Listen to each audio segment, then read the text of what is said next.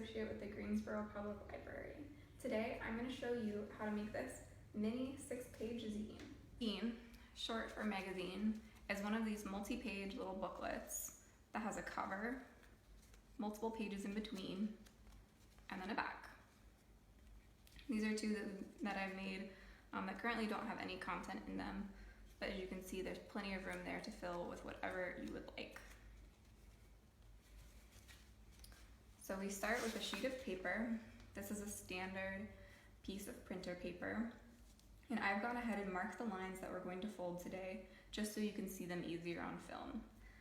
This is not a necessary step for you to do at home. The first fold we're gonna make is this one right down the middle of our paper. We're gonna match up the corners here and here, and then press down.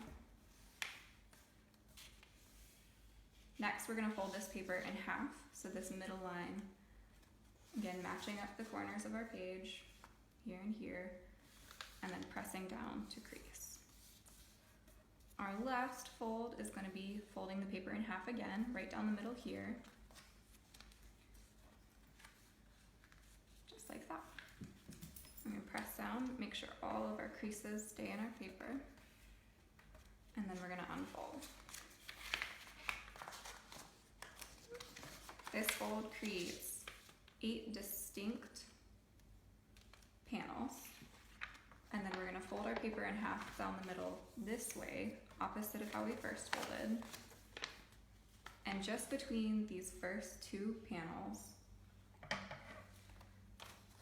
on the folded side, not the open side, we're gonna take our scissors and snip.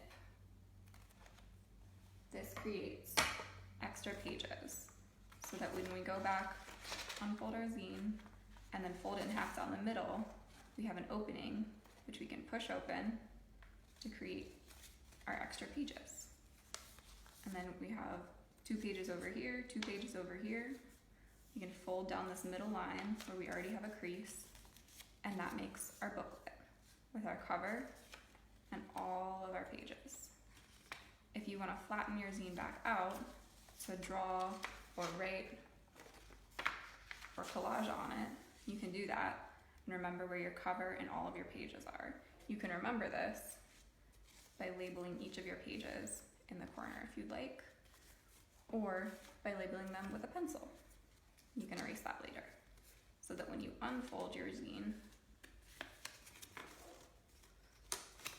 you can see where all of your pages are.